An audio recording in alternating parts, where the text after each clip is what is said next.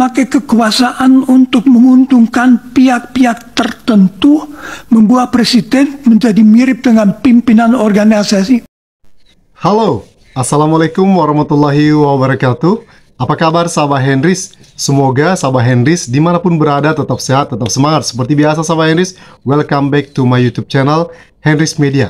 Kalau kemarin saksi ahli dari pemohon 01, tim hukum Amin, sudah menyampaikan, memaparkan fakta-fakta dan bukti-bukti, membuat para lawyers, pengacara, tim hukum kubu 02 Prabowo Gibran, Yusril CS itu gelabakan dengan fakta-fakta dan bukti-bukti, dan mereka panas. Dan tampaknya di sidang kali ini, di mana dihadirkan para saksi ahli dari TPN Ganjar Mahfud, dan mereka pastinya bakal lebih panas. Karena apa? Karena seorang saksi ahli, Romo Magnis Suseno, ini singgung pelanggaran etik. Kalau ini dibiarkan, maka presiden katanya mirip dengan seorang pemimpin. Pemimpin apa? Yuk, kita langsung dengarkan saja pernyataan atau statement dari Romo Magnis Suseno berikut, yang yakin seyakin-yakinnya membuat gelojokan, membuat makin panas lawyers kubu 02 Prabowo Gibran. Kita simak saja sama Iris ya.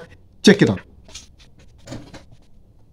Para pihak dipersilakan. Terima kasih. Yang mulia para hakim, berikut ini saya mau memaparkan bahwa dalam kaitan dengan pemilihan umum Februari lalu yang singkat pemilu, ada unsur-unsur yang kalau betul-betul terjadi merupakan pelanggaran etika yang serius, serta apa implikasi pelanggaran itu. Sebelumnya izinkan saya mengajukan 7 catatan tentang etika. Pertama, etika. Dengan etika dimaksud ajaran dan keyakinan tentang baik dan tidak baik sebagai kualitas manusia sebagai manusia. Etika membedakan manusia dari binatang. Binatang hanya mengikuti naluri-naluri alamiah, tetapi manusia sadar bahwa nalurinya hanya boleh diikuti apabila baik dan bukan tidak baik. Apakah seseorang itu baik atau buruk diukur dari apakah ia hidup secara etis atau tidak. 2. Hukum. Tuntutan-tuntutan paling dasar etika sejak ribuan tahun dituangkan manusia ke dalam ketentuan-ketentuan hukum.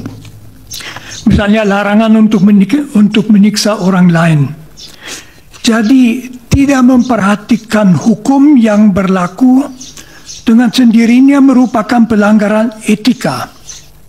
Saya tidak masuk masalah konsensus objekto. 3. Etika dan hukum. Agar manusia dinilai baik secara etis, tak cukup ia tidak melanggar hukum. Etika menuntut lebih, yaitu agar manusia selalu, juga apabila tidak ada ketentuan hukum, harus berbaik hati, jujur, caring, bersedia memaafkan, adil, bertanggung jawab, dan seterusnya. 4. Etika dan penguasa. Apalagi itu berlaku bagi seorang penguasa, misalnya seorang presiden. Tak cukup asal ia tidak melanggar hukum. Dari seorang presiden dituntut lebih. Presiden begitu berkuasa, ia bisa memberi perintah menentukan keselamatan dan kegagalan hidup dan mati seseorang. Agar kita mempercayakan diri ke tangan orang yang begitu berkuasa, agar kita merasa aman dengan dia, seorang presiden harus membuktikan diri sebagai orang yang baik, berwawasan kebangsaan, bijaksana, jujur, adil. Dari seorang penguasa tertinggi harus dituntut standar etika yang tinggi. 5. Etika dan presiden. Presiden adalah penguasa atas seluruh masyarakat. Oleh karena itu ada hal yang khusus yang dituntut daripadanya dari sudut etika. Pertama, ia harus menunjukkan kesadaran bahwa yang menjadi tanggung jawabnya adalah keselamatan seluruh bangsa. Segala kesan bahwa ia misalnya memakai kekuasaannya demi keuntungannya sendiri atau demi keuntungan keluarganya adalah fatal. Maka seorang presiden harus menjadi milik semua, bukan hanya misalnya milik mereka yang memilihnya. Kalaupun ia misalnya berasal dari satu partai, begitu ia menjadi presiden, segenap tindakannya harus demi keselamatan semua. Memakai kekuasaan untuk menguntungkan pihak-pihak tertentu membuat presiden menjadi mirip dengan pimpinan organisasi mafia. Di sini dapat diingatkan bahwa wawasan etis Presiden Indonesia dirumuskan dengan bagus dalam pembukaan Undang-Undang Dasar 1945. 6. Etika dan pemilu. Yang sekurang-kurangnya dituntut dari suatu pemilu secara etis, tentu juga secara hukum, adalah agar seluruh prosesnya, persiapannya, pelaksanaannya, serta pemastian hasilnya menjamin bahwa setiap warga dapat memilih apa yang mau dipilihnya, serta bahwa hasil pemilu memang persis apa yang dipilih oleh para pemilihnya sendiri. 7. Kegawatan pelanggaran etika. Filosof Immanuel Kant memperlihatkan bahwa masyarakat akan menaati pemerintah dengan senang apabila pemerintah bertindak atas dasar hukum yang berlaku dan hukum yang berlaku adalah adil dan bijaksana.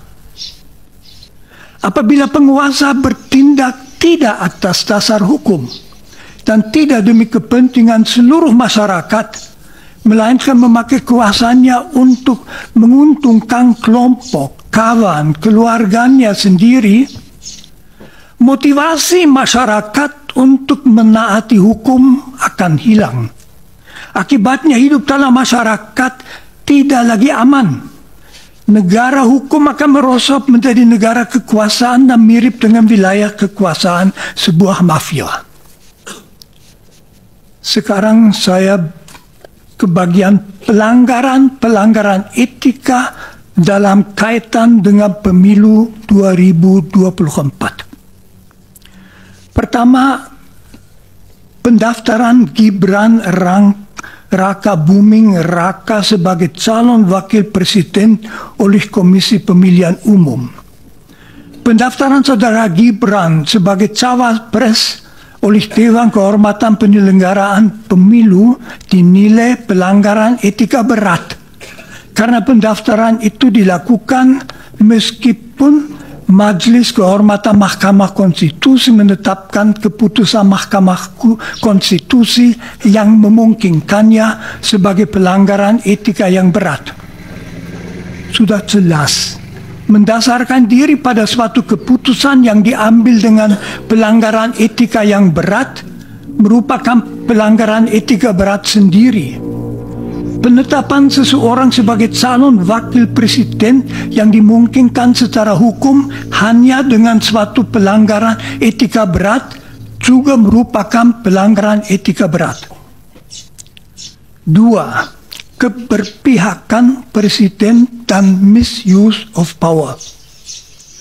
Presiden boleh saja memberitahu bahwa ia mengharapkan salah satu calon menang.